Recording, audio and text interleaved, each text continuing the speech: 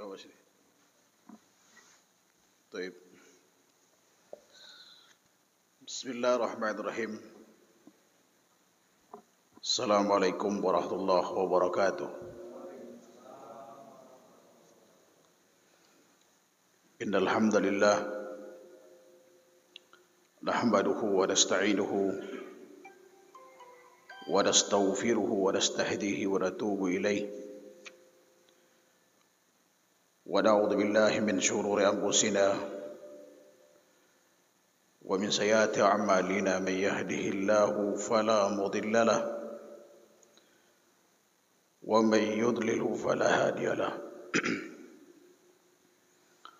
Asyhadu an la ilaha illallah wahdahu la syarika lah wa asyhadu anna Muhammadan abduhu wa rasuluh la nabiyya ba'dah. Allahumma salli wa sallim ala Muhammad wa ala alihi wa sahbihi wa sallama tasliman katsira. Amma ba'd. Ikhwan dan akhwat sekalian yang dirahmati Allah Subhanahu wa taala. Alhamdulillah, pada petang hari ini Allah Subhanahu wa taala mempertemukan kita kembali dalam keadaan sehat walafiat di tengah guyuran hujan. Dan ini memang tanda dan bukti kalau Bogor ini adalah kota hujan. Kalau enggak hujan bukan Bogor. Tetapi dampak dari hujan ini adalah di ujung sungai Ciliwung, itu Jakarta. Jadi orang Bogor terlalu baik, enggak mau nyimpan debit air yang terlalu banyak, dikirim ke sana. 9 jam kemudian ya kan, orang dibuat panik. Tapi mudah-mudahan ya banjirnya tidak menelan korban. Itu harapan kita. Taib, salawat dan salam senantiasa kita berikan pada Nabi kita Muhammad sallallahu alaihi wasallam beserta para kerabat, sahabat dan pengikut setianya sampai hari kiamat nanti. Untuk menyingkat waktu, kita lanjut kajian kita, yaitu kajian tafsir surat Al-Ma'un, yaitu surat yang ke-107 dari urutan surat yang ada di Al-Quran.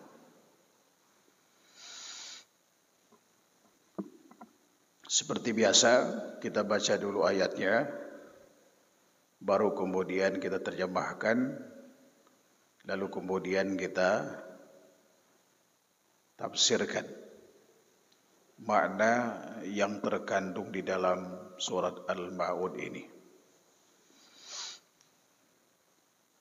طيب. أعوذ بالله من الشيطان الرجيم. بسم الله الرحمن الرحيم. أرأيت الذي يكذب بالدين فذلك الذي يدع اليتيم ولا يحض على طعام المسكين فويل للمصلين الذين هم عن صلاتهم ساهون الذين هم يراءون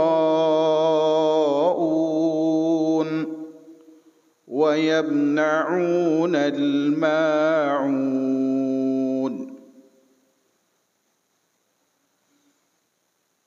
Taib, ada yang mau baca? Fadhal. Kalau imam tadi Masya Allah suaranya indah sekali. Udah nikah belum nih? Belum nikah? Masya Allah. Cari orang Bogor biar enggak pulang kampung. Suaranya merdu sekali Masya Allah. Hafalannya lancar. Hah? Ada? Asal beliau siap saja. Usia berapa beliau ini? Eh?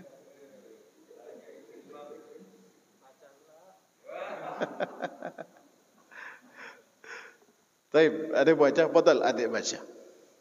Adik kita. Silakan baca. Antum, silakan.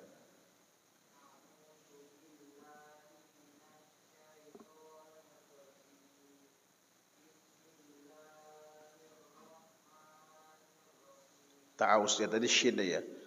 A'udzu billahi minasy syaithanir rajim.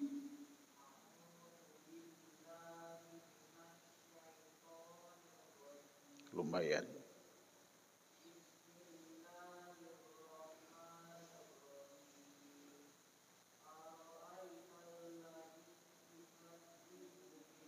Itu dzal ya, bukan dal. Ara'aita alladhi yukadzibu bid-din. Baru dalnya di dinnya.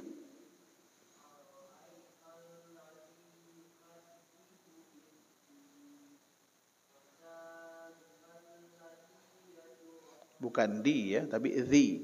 Fadzalika alladhi yad'ul yatim.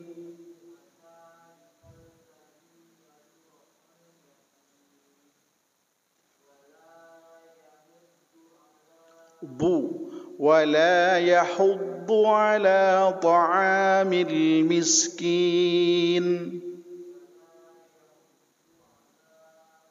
Terlalu panjang. Alanya terlalu panjang. ولا يحض على طعام المسكين. Bukan ala.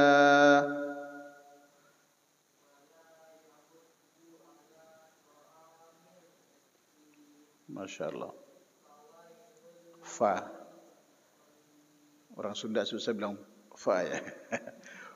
Fawailu. Fa. Af. Bukan pa. Ya. Fawailul lil musallin.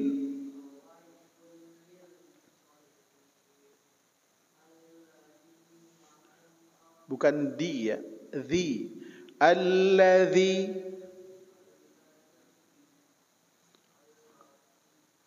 Bukan di. Kalau di berubah makna. Alladhi dhi ad. Bilang ad. Ini ad. Beda itu. Alladhi terus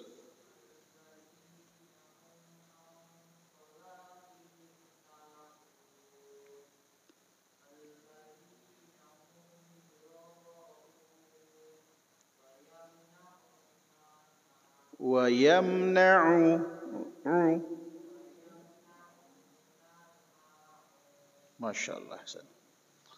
Tapi lumayan, tinggal di perbaiki. Sering membaca insyaAllah nanti. Belajar sama beliau ni. Atau sudah belajar? Tahsin. Taib. Artinya, ara'aita alladhi yukadzibu bid-din. Tahukah kamu orang yang mendustakan agama? Ya, din di sini sebetulnya adalah al-jaza ya. Imbalan, hari pembalasan nanti. Karena kalau kita lihat dalam tafsir-tafsirnya bahwa wad-din thawabullah wa iqabu yaumal qiyamah. Kalau diterjemahkan berdasarkan penafsiran yang ada, tahukah Anda orang yang mendustakan hari pembalasan. Tapi selalu diterjemahkan, tahukah kamu orang yang mendustakan agama? Ya memang hari pembalasan itu bagian dari keyakinan tentang adanya hari pembalasan, bagian dari agama. Fadzalika alladzi yad'ul yatim. Itulah orang yang menghardik anak yatim. Wala yahuddu ala tu'amil miskin, dan tidak menganjurkan memberi makan orang miskin. Fawailul lil musallin, maka kecelakaanlah bagi orang-orang yang salat. Siapa mereka? Alladzina hum an salatihim sahun, yaitu mereka yang lalai dari salatnya.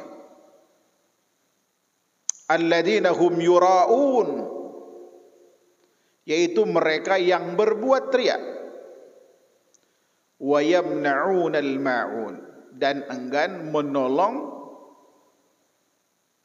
dengan barang-barang berguna.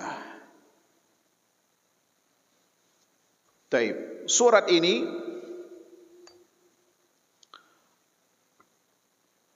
khususnya yaitu di awal 3 ayat pertama ya adalah Makkiyah, dan bagian sisanya terakhir adalah Madaniyah. Jadi surat ini ayat-ayatnya ada yang turun di periode Makkah dan ada yang turun di periode Madinah. Nah, kita penting mengetahui Makkah dan Madinahnya ini, ya kan? Dan ini cukup membantu dalam menafsirkan ayat dari Al-Quran ini.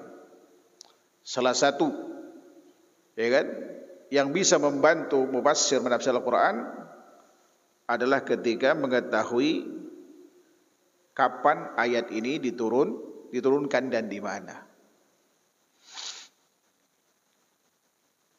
Wa ayatu hadis ayat, dan ayat surat ini terdiri dari 9 ayat. Kenapa demikian? Karena memang banyak ayat di Al-Quran yang diperselisihkan apakah ini masuk bagian dari ayat atau bukan gitu. Ya katakanlah seperti di Al-Fatihah, Bismillah itu ada yang memasukkan bagian dari surat Al-Fatihah, ada yang tidak. Muncul pertanyaan, kalau misalkan basmalah bukan bagian dari Al-Fatihah misalkan, sementara Al-Fatihah itu disebut di Al-Quran sab'ul mathani, ya kan? 7 ayat yang berulang-ulang. Berarti kan kurang kalau dikeluarkan basmalah dari, ya kan, dari Al-Fatihah misalkan. Lalu ayat ke-7 yang mana? Ayat yang ke-7 adalah ghairil maghdubi alaihim waladhdallin. Sementara umum yang kita tahu, ya kan, bahwa sejak ihdinas siratal ladzina an'amta alaihim ghairil maghdubi alaihim waladhdallin, ini kan satu ayat ya. Ada sebagian ulama mengatakan ini terdiri dari 2 ayat. Ya kan? Ayat yang pertama, ayat yang ke-6 otomatis dari surat ini, yaitu siratal ladzina an'amta alaihim. Baru yang ke-7 ghairil maghdubi alaihim waladhdallin. Kalau basmalah tidak dimasukkan bagian dari Al-Fatihah. Makanya jumlah ayat itu, ya kan, ada perselisihan di antara ulama, yang pasti bukan 6.666 ya. Ya kan, 6.600 sekian. Ada majalah, saya lupa persisnya, itu perbedaan yang disebutkan oleh para ulama.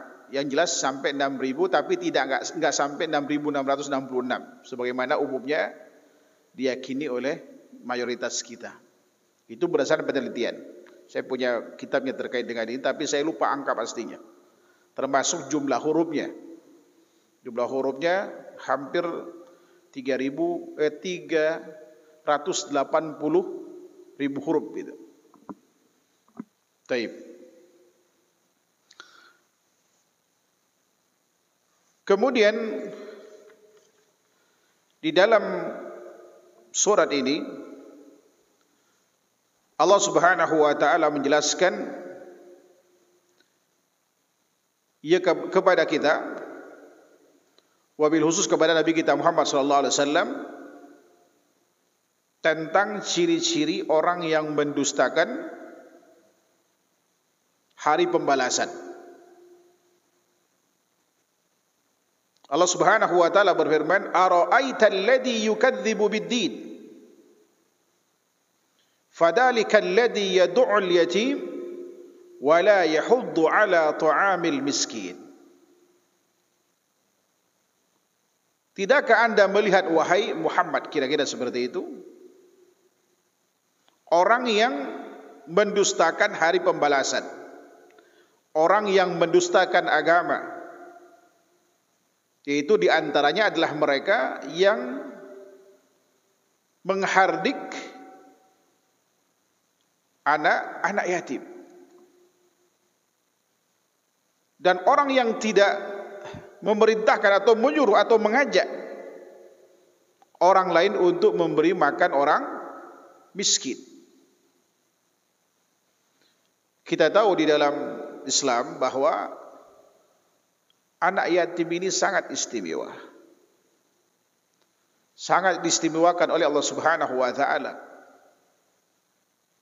Bahkan Nabi kita Muhammad sallallahu alaihi wasallam juga yatim. Allah jaga beliau dengan caranya sampai beliau dewasa. Bahkan banyak ayat Al-Quran yang menjelaskan tentang anak yatim, baik berkait dengan haknya, pahala orang yang mengasuhnya, dan juga sekaligus ancaman orang yang menzalimi hak-hak anak yatim. Bahkan Rasulullah sallallahu alaihi wasallam pernah didatangi oleh seorang sahabat. Dia merasa keras hatinya. Lalu minta nasihat kepada Rasulullah sallallahu alaihi wasallam. Saat itu Rasulullah nasihati beliau, "In aradta ayyalina qalbuka famsah ra'sal yatim," kata beliau. Atau kama qala alaihi salatu wassalam, kalau kamu mau hatimu lembut, maka usaplah kepala anak yatim itu. Artinya kita harus merangkul dia, harus memperhatikan dia. Sebab anak yatim itu umumnya bandel-bandel. Kenapa? Karena dia tidak mendapatkan perhatian dari, khususnya dari ayahnya. Karena ayahnya sudah meninggal kan. Bahkan kalau dia tinggal sama neneknya atau sama pamannya, biasanya tidak mendapatkan perhatian selain hanya makan minum saja. Bahkan pendidikan cenderung terbengkalai. Sementara kemudian ibunya ya mungkin sibuk, apalagi tidak ada yang membantunya, sibuk untuk mencari nafkah sang yatim tersebut. Makanya Allah Subhanahu wa taala mensyariatkan bagi kita bukan hanya memperhatikan yatimnya, tapi juga ibunya yang janda. Dan Allah Subhanahu wa taala janjikan pahala besar. Bahkan kecenderungan pahala ini sulit kita raih, yaitu pahala jihad, pahala puasa, pahala qiyamul lail. Ingat, pahala jihad ini tidak mudah kita raih, karena umumnya orang tidak mau mati. Ya apa tidak? Hanya orang-orang yang betul-betul kuat imannya yang mau berperang, membela agama Allah Subhanahu wa taala. Termasuk untuk mendapat pahala puasa itu tidak mudah. Sekalipun kita adalah orang yang rajin puasa. Sebab Rasulullah katakan rubba sha'imin hadduhu min siyamihi al-ju' wal 'atas wa rubba qa'imin hadduhu min qiyamihi as-sahar. Berapa banyak orang melakukan puasa, bagian dari puasa yang peroleh hanya lapar dan haus. Itu mayoritas. Dan berapa banyak orang melakukan qiyamul lail, yang ia dapatkan hanya apa? Begadang, enggak dapat apa-apa. Rajin tiap malam qiyamul lail tapi enggak dapat apa-apa dari qiyamul lail. Mungkin karena tata cara sholatnya enggak benar. Dan Allah Subhanahu wa taala menjamin mereka yang nyantunin orang miskin, termasuk yatim yang miskin dan ibunya yang janda. Pasti janda kalau ibunya anak yatim kan, kecuali menikah lagi. Itu mendapatkan dengan mudah 3 pahala besar itu. Pahala jihad, pahala puasa, dan pahala qiyamul lail. Ya sebagaimana sabda Nabi sallallahu alaihi wasallam dalam riwayat Imam Bukhari, as-sa'i 'alal armalah kal mujahid fi sabilillah wa kalladhi yaqumul lail wa yasumun nahar. Orang yang gemar nyantunin janda dan orang miskin. Bukan nyatronin ya. Jangan salah tafsir, ini nyantunin janda dan orang miskin. Maka dia mendapatkan pahala seperti orang yang sedang berjihad fi sabilillah. Walaupun dia tidak berdarah-darah. Cukup datang ke rumahnya tapi jangan lama-lama. Kasih makanan, santunan gitu. Ataupun lu minta rekeningnya. Ya kecuali barangkali ya masih jandanya 25 tahun ya. Itu enggak perlu disantunin tapi dinikahin. Itu pahala besar untuk menyelamatkan jandanya dan di situ ada yatimnya itu. Tinggal kemudian bagaimana kita menjinakkan orang yang ada di rumah. Ya kan? Atau antum enggak masalah. Jangan janda yang enggak punya anak yatim. Itu pahala besar. Ya kan?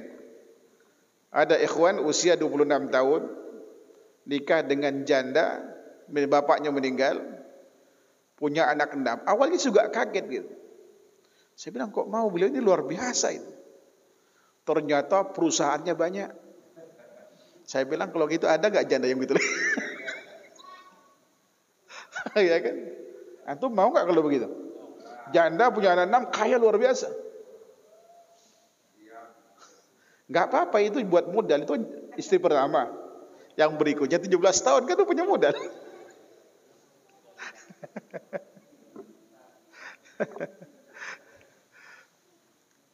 Jadi memperhatikan nasib orang yatim dan orang yang membutuhkan itu luar biasa, termasuk miskin.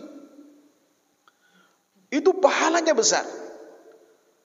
Karenanya orang yang tidak memperhatikan hak-hak mereka atau bahkan mendustakannya, tidak percaya gitu ya, tidak mau menyeru atau memberi atau bahkan menyeru orang untuk membantu mereka, ini termasuk dianggap orang yang mendustakan agama.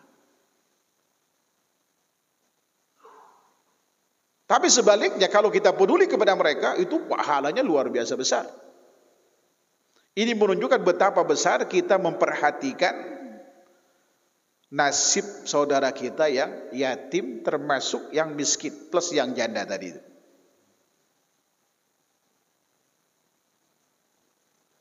Kemudian lebih lanjut, Syekh Abu Bakar Al-Jazairi rahimahullah taala berkata, hadhil ayat ats-tsalath, 3 ayat pertama ini adalah turun di Mekkah, yaitu kepada beberapa kelompok orang, yaitu As bin Wa'il, Walid bin Mughirah, Wadrabhum dan semisalnya, dari kalangan pembangkang kafir Quraisy.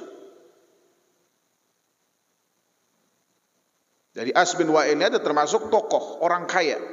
Walid bin Mughirah juga orang kaya luar biasa ini. Saya dapatkan sejarah beliau. Beliau punya harta ternak, kalau dijejerkan katanya dari Taif, dari Mekah ke Taif itu nyambung 70 kilo. Ini menggambarkan betapa kayanya seorang Walid bin Mughirah. Ayahnya Walid bin Walid itu. Ya kan? Itu orang kaya luar biasa. Abu Jahal aja takluk sama beliau. Nah, mereka-mereka inilah kemudian yang tidak percaya dengan hari pembalasan itu. Alih-alih mereka membantu orang miskin, justru mereka hidup di atas penderitaan orang miskin dan yang membutuhkan. Wajar kalau kemudian mereka, ya kan, ketika meninggal mereka mati dalam keadaan kufur, tidak Islam mereka, mati dalam keadaan kafir. Allah Subhanahu wa taala janjikan apa? Bagi mereka yaitu siksa yang pedih di hari kiamat. Adzan ini. Sekira adzan barusan.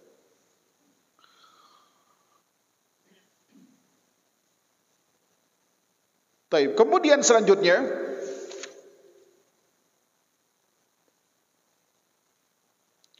fawailul lil musallin, celakalah bagi orang-orang yang salat. Alladzina hum an salatihim sahun, yaitu mereka yang lalai akan salatnya. Saya dapatkan riwayat yang dibawakan oleh Imam As-Suyuti rahimahullahu taala dalam Al-Itqan dari pernyataan sahabat mulia Abdullah bin Abbas terkait dengan ayat ini. Sahabat mulia Abdullah bin Abbas berkata, untung Allah Subhanahu wa taala mengatakan alladzina hum an salatihim sahun, yaitu mereka yang lalai akan salatnya. Allah tidak mengatakan alladzina hum fi salatihim sahun, yaitu mereka yang lalai dalam salatnya. Ini dua hal yang berbeda. Andai kata Allah menggunakan kata fi bukan an, niscaya setiap orang yang salat lalai di dalamnya ancamannya adalah wail. Wail ini adalah lembah, salah satu lembah di neraka. Diterjemahkan dalam bahasa Indonesia adalah kecelakaan. Sejatinya wail itu adalah nama neraka. Wail ada di neraka. Jadi artinya kecelakaan atau neraka wail lah bagi orang yang salat, yaitu yang lalai akan salatnya. Yaitu orang yang pertama adalah orang yang tidak salat kecuali di luar waktunya misalkan. Andai kata dia salat, tidak sah salatnya. Imam Ibnu Hazm rahimahullahu taala yang mengutip pernyataan mustahid mutlaknya dalam madhab al-Zahiri, yaitu Daud Ali bin Ismail al-Zahiri. Beliau katakan orang yang salat di luar waktu salat, artinya sebelum masuk waktunya atau setelah waktunya lewat, dia salat, maka salatnya tidak sah. Kenapa? Karena dia melakukan salat di luar waktu salat, kecuali mereka yang udzur seperti ketiduran. Andai kata misalkan kita ketiduran dari asar, habis salat asar ketiduran, baru bangun subuh, maghrib, isya lewat. Apa yang kita lakukan? Boleh salat maghrib, isya pada waktu subuh. Kapan kita bangun itu? Bahkan Rasulullah pernah kesiangan salat subuhnya dalam riwayat Imam Al-Hakim dari kota dan juga sahabat mulia Anas bin Malik. Beliau salat subuh pada waktu duha. Kalau itu disengaja, itu tidak sah salatnya. Tapi karena beliau ketiduran, maka itu tidak mengapa. Bahkan pernah dalam perang Khandaq, Rasulullah SAW pernah salat duhur, asar, maghrib, isya pada waktu isya. Kenapa? Karena mereka tidak sempat salat pada waktunya masing-masing karena situasinya perang. Ya kan? Situasinya perang ini bukan jamak. Salat karena darurat, karena ada uzur yang menghalangi orang untuk salat pada waktunya. Termasuk yang jamak hakiki, yaitu menggabungkan duhur, asar, maghrib dan isya Baik ditarik ke salah satu waktunya duhur ke asar atau asar ke duhur atau sebaliknya. Begitu dua maghrib ke isya atau isya ke maghrib, itu tidak mengapa. Ya kan? Kan kesannya kita sholat isya tidak pada waktunya.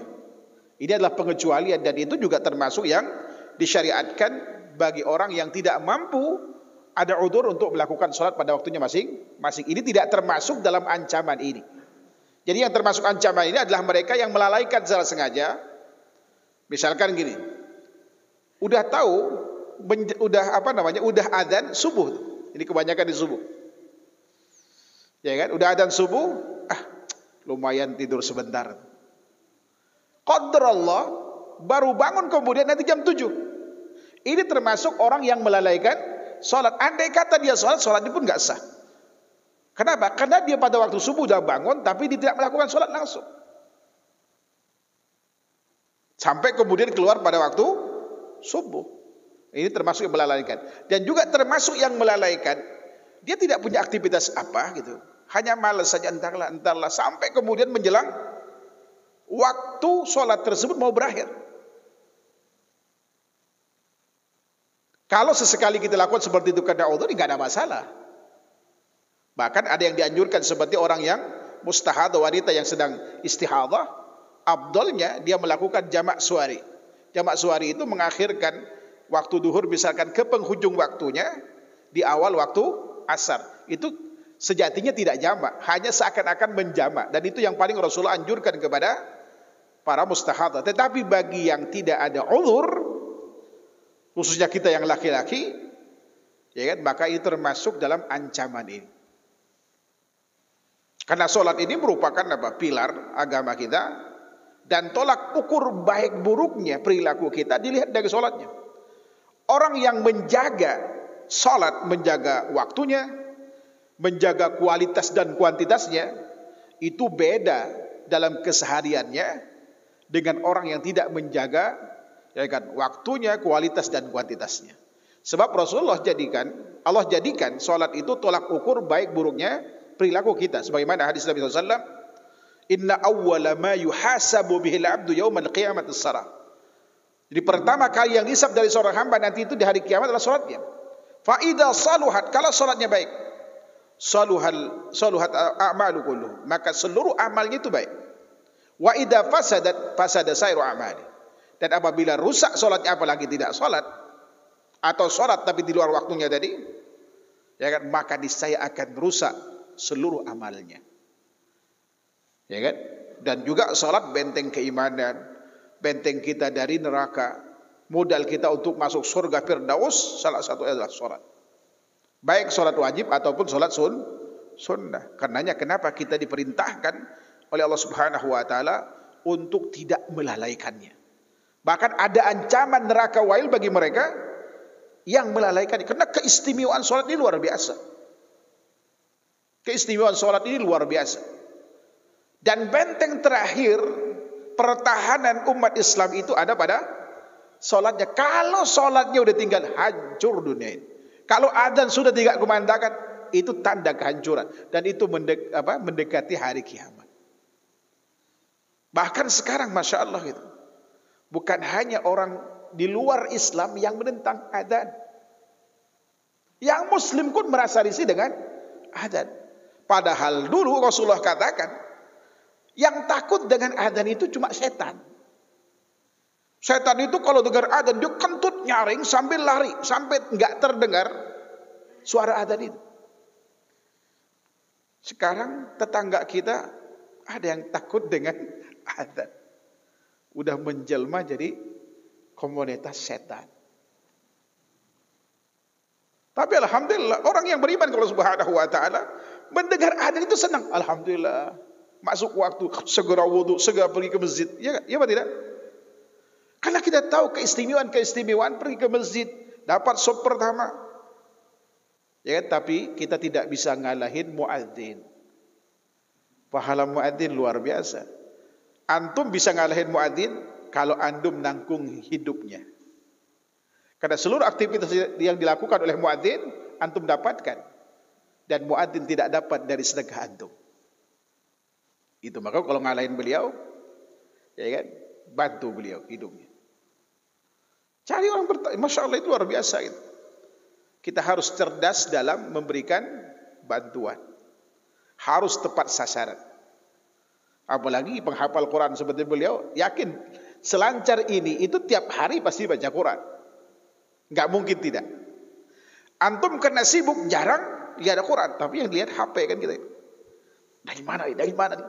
Berapa ribu lembar tiap hari? Quran mungkin selembar tidak.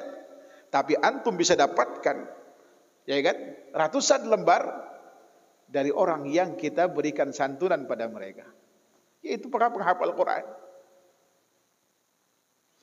Kalau orang kaya ngerti agama, tidak ada yang bisa menyaingi mereka dalam amal itu.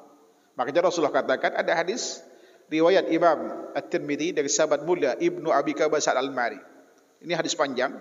Penggalan hadis mengatakan, innamad dunya li arba'in nafar. Dunia itu hanya dimiliki 4 orang. Yang Rasulullah sebutkan pertama kali, abdun razaqahullahu mala wa ilma wa yattaki bihi rabbah wa yasilu bihi rahimah fa huwa bi afdalil manazil. Ada seorang hamba yang Allah beri padanya harta melimpah ruah, dikasih ilmu syar'i juga. Dia bertakwa dengan ilmu dan hartanya. Dia menyambung silaturahim dengannya. Dia mendapatkan kedudukan paling tinggi. Maka tidak aneh 8 dari 10 orang yang dijamin masuk surga itu pengusaha kaya. Hanya sahabat mulia Ali bin Abi Thalib dan Zubair bin Awam yang miskin. Selain itu orang kaya semua. Kalau bisa kita ini, saya yakin orang yang tinggal di sini paling tidak menengah ke atas. Ya kan? Sekarang tinggal kita sibukkan diri untuk, ya kan, mencari ilmu syar'i di sisa usia kita, kita amalkan.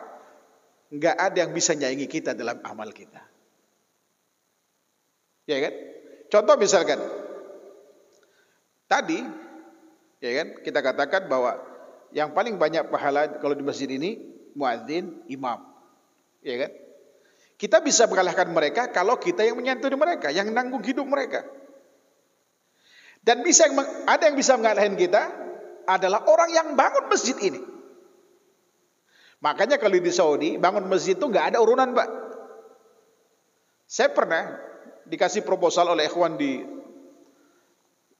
Jawa Tengah, nilainya itu 500 juta. Finishing luar gitu ya. Apa kata syekhnya? Syekh emang nggak ada orang kaya di sana? Masa cuma emperan saja minta ke sini, dia bilang gitu. Cari wakaf, tanah wakaf kosong seluas sekian, saya akan bangun utuh. Masjid saya itu tadi saya dapat dua donatur senilai 900 juta dan 600 juta. Saya minta gabung 2 biar gede, nggak mau dia. Kata yang 900 ini, pokoknya kamu bangun sesuai dengan keinginan kamu, kurang nanti minta lagi. Ya kan, dulu habis 1 miliar kita itu. Itu Menteri Agama Saudi yang membangun, ngasih dananya dari keluarganya. Kenapa? Karena mereka sadar betul pahalanya. Rasulullah bersabda dalam hadis riwayat Imam Ibnu Majah dari sahabat mulia Jabir bin Abdullah, man bana lillahi masjidan banallahu lahu baitan bil jannah. Barang siapa yang bangun masjid, mohon maaf, kamas hafsiqutatin, sebesar sangkar burung, minimal buat 2 orang, muat 2 orang lah katakan, buat imam dan makmum itu. Banallahu lahu baitan bil jannah. Allah bangunkan sebesar masjid yang dibangun itu rumah di surga. Kenapa demikian? Antum dapat pahala dari orang yang beribadah. Seluruh aktivitas ibadah yang dilakukan di dalam ini yang disyariatkan, termasuk pahala imam, semua amal itu antum dapatkan pahala. Termasuk ada taklim, ilmunya diamalkan, dia dapat pahala itu. Gak ada yang bisa nyaingi orang kaya. Tapi kalau antum nggak tahu ilmu, nggak ngamalkan, tahu ilmu tapi nggak ngamalkan, seperti Qarun, hartanya sampai kemana-mana, nyampe ke Bogor, sampai di belakang rumah kita gali sumur, dapat emas, hartanya Qarun, sampai ke sini hartanya Qarun. Walaupun itu simbol kekayaan, saking kayanya kan. Tapi di mana Qarun ujungnya? Neraka. Kalau kita kaya seperti sahabat mulia Abu Bakar, Omar, di dunia harta melimpah ruah, di akhirat ada surga menanti. Ini yang kita harapkan. Daripada kemudian kita kena ancaman, jangankan memberi kalau orang pelit itu. Nganjurin orang untuk melakukan saja, ngapain ngasih dia? Enak bener kan kita capek nyarinya. Dia miskin kan karena malas. Ada ucapan-ucapan itu didengar di masyarakat. Padahal ingat, Allah lahirkan, Allah ciptakan orang miskin itu supaya orang kaya menjadikan sebagai ladang amal. Ya apa tidak? Bayangkan kalau nggak ada orang miskin. Antum, siapa yang bantu antum? Siapa yang jadi sopir antum? Siapa yang bantu di rumah kalau kaya semua? Manusia saling membutuhkan satu sama lainnya. Karena manusia adalah makhluk lemah. Jangankan urusan yang berat, senyum aja kita butuh bantuan orang lain. Ada yang suka senyum sendirian? Senyum aja kita butuh bantuan orang lain. Kalau antum udah senyum sendiri, itu tanda-tanda bapak kayaknya udah ada masalah. Baik, wallahu ta'ala alam. Fadhal adzan dulu.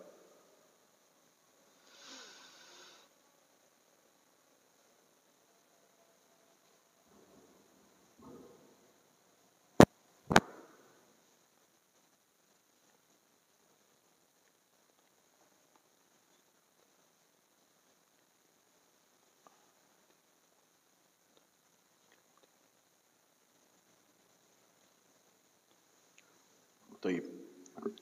Tinggal ada 2 ayat lagi.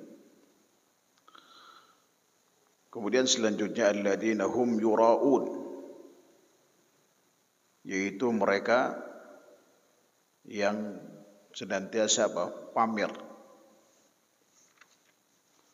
Dikatakan di sini yaitu mereka yang melakukan riya di dalam salat mereka atau seluruh amal mereka. Yang mereka tidak salat kecuali karena ingin mendapat pengakuan dari orang sekitar itu. Kalaupun mereka salat biasanya tidak mengingat Allah kecuali sedikit, sebagaimana di dalam surah apa itu? An-Nisa akhir ya, menjelang juz 6. Dan itu ciri orang munafik. Mereka tidak salat kecuali, ya kan, dia malas dan kemudian tidak banyak mengingat Allah. Hanya seremonial saja. Nampaknya salat, tetapi sejatinya dia tidak melakukan apa-apa, tidak mengingat Allah Subhanahu wa taala kecuali sedikit. Bahkan di seluruh amalnya. Maka tidak aneh kalau kemudian orang-orang semacam ini diancam ya, dengan neraka. Ada hadis Muslim, Rasulullah katakan awwalu man tus'ar bihimun nar. Jadi ada 3 golongan orang atau 3 kelompok orang atau 3 orang yang dengannya pertama kali neraka itu dinyalakan. Yaitu diantaranya, ya kan, orang yang melakukan sesuatu itu kena riya. Yang pertama, kalau dia ikut berperang, tujuannya supaya dibilang pemberani. Dia mati di medan perang. Kita melihatnya syahid gitu. Tapi Allah tahu apa yang ada di dalam hatinya. Yang mendorong dia ikut perang itu bukan karena ingin menegakkan kalimat Allah supaya tinggi, tetapi karena ingin mendapatkan pujian supaya bilang pemberani. Maka kemudian mereka dilemparkan ke neraka. Termasuk kemudian yang nutut ilmu dan baca Al-Quran. Dia tidak melakukan itu kecuali supaya dibilang alim, supaya dibilang qari. Tidak mau baca Al-Quran kecuali ketemu Mek. Ada semacam itu orang itu. Bahkan sekarang ada qari internasional yang mempermainkan dia membaca Al-Quran itu. Disawer, duit ditaruh di kepala. Sempat viral, saya nggak sengaja bukan, Masya Allah. Beginikah orang baca Al-Quran itu. Dan dia bangga. Duit ditaruh di sedang baca Quran, disawer. Layaknya biduan. Suaranya dibuat-buat sedemikian rupa. Memang Masya Allah suaranya bagus. Dan orang semacam ini, ya kan, kalau dia riya, termasuk pertama kali neraka dinyalakan itu karena mereka. Dan yang terakhir adalah orang yang kaya, berderma, setiap kali ada kesempatan orang ngajak untuk berderma, dia bantu miskin, dia bantu janda, dia bantu bangunan masjid, jembatan, jalan, dia kan fasilitas umum, tapi tujuannya supaya dibilang jawad, dermawan. Allah tidak terima itu. Ya kan, wahum yuraun, mereka pamer, baik dalam sholatnya atau dalam seluruh amalnya. Kalau di dalam sholat dia pamer, pasti amal-amal yang lain yang lebih rendah derajatnya juga akan pamer. Dia lakukan itu bukan karena Allah. Kita dalam beramal itu peruntukannya cuma 1 dari 3. Karena Allah dan selain Allah, atau karena selain Allah. Yang Allah inginkan kepada kita hanya karena Allah saja. Kalau kita lakukan karena Allah plus selain Allah, kita enggak dapat pahala. Karena itu syirik kecil. Sebagaimana sabda Nabi SAW dari Muslim, "Ana aghna syuraka 'ani syirk. Man 'amila amalan asyraka fihi ma'i ghairi, taraktu wa syirkah." Aku adalah zat yang tidak minta sekutu. Barang siapa yang melakukan amal menyekutukan aku di dalamnya dengan yang lain, aku tinggalkan dia dan sekutunya. Allah enggak berikan pahala sebesar apapun amal itu kalau dilakukan karena Allah dan selain Allah. Apalagi yang ketiga, kalau peruntukannya murni kena selain Allah, maka orang ini bukan hanya tidak mendapatkan pahala, seluruh amal yang pernah dia lakukan itu terhapus dan dia bisa keluar dari Islam karenanya. Oleh karenanya mari kita berusaha untuk mengikhlaskan di semua amal kita. Memang ikhlas itu mudah di lisan, sulit diterapkan. Bahkan Imam Sufyan bin Uyainah pernah mengatakan, menurut pengalaman beliau, tidak ada yang paling sulit beliau benahi, beliau luruskan, beliau koreksi semua amal yang beliau lakukan seberat yang beliau rasa ketika memperbaiki niat. Karena setiap manusia itu kecenderungannya pengen dipuji. Mudah-mudahan Allah Subhanahu wa taala memberikan kepada kita keikhlasan dalam semua amal kita. Dan yang terakhir, ya, wa yamna'unal ma'ud, dan orang yang enggan menolong orang lain dengan barangnya. Saya dapatkan pernyataan Imam Ibnu Katsir rahimahullahu taala terkait dengan tafsir ayat ini. Beliau katakan maknanya adalah sebagaimana berikut. Wa yamna'unal ma'ud, kata beliau, dan enggan menolong dengan barang-barang berguna. Yakni mereka tidak menyembah Tuhan mereka dengan baik dan tidak pula mau berbuat baik dengan sesama makhluknya, hingga tidak pula memperkenankan dipinjam sesuatunya yang bermanfaat dan tidak mau menolong orang lain dengannya, padahal barangnya masih utuh setelah selesai digunakan. Dikembalikan lagi kepada mereka, dan orang-orang yang bersifat demikian benar-benar lebih menolak untuk menunaikan zakat dan berbagai macam amal kebaikan untuk mendekatkan diri kepada Allah Subhanahu wa taala. Jadi kalau kita misalkan punya barang, lalu ada orang yang betul-betul membutuhkan untuk meminjam, kita pinjamkan. Ya kan? Ini termasuk syariat Islam. Ketika kita tidak mau memberikannya, ya kan? Ini termasuk orang-orang indikasi membuka pintu apa? Dusta terhadap apa? Agama, mendustakan agama. Kalau masalah kecil ini saja dia tidak mau, ya kan? Sebagaimana dikatakan oleh Imam Ibnu Katsir tadi, perkara yang lebih besar termasuk keluarkan zakat itu akan sulit baginya. Orang yang terbiasa bersedekah, terbiasa meminjamkan, maka akan mudah bagi dia untuk mengeluarkan apa? Hal-hal yang diwajibkan. Kalau orang yang terbiasa menghidupkan ibadah sunnah, perkara wajib bagi dia mudah. Ya kan? Perkara yang wajib dia mudah untuk lakukan itu. Oleh karenanya, ya kan, mari kita biasakan untuk apa? Membantu orang lain, apalagi situasi seperti sekarang ini. Ingat, di dalam sedekah itu yang dilihat itu bukan banyaknya kita bersedekah, tapi yang dilihat cuma 2 hal. Pertama, keikhlasan. Yang kedua adalah seberapa rutin kita melakukannya. Keikhlasan dan seberapa rutin. Kenapa demikian? Sebab Allah Subhanahu wa taala menyetarakan pahala orang yang gemar bersedekah dalam kondisi lapang di saat dia kaya bersedekah dengan orang miskin yang bersedekah. Yakin nominalnya antara kaya dan miskin pasti beda, ya apa tidak? Tapi Allah setarakan pahalanya, yaitu ampunan dosa dan surga seluas langit dan bumi disediakan bagi mereka. Di dalam surah Al-Imran ya, di kisaran ayat 100 berapa itu? 133 ya. Allah Subhanahu wa taala mengatakan wasari'u ila mawfiratin min rabbikum wa jannatin arduha, ya kan? Arduha ka'ardis samawati wal ardu iddat lil muttaqin alladzina yunfiquna bis sarra wal dharra wal kadhimin al ghaidh wal 'afina 'anil nas wallahu yuhibbul muhsinin.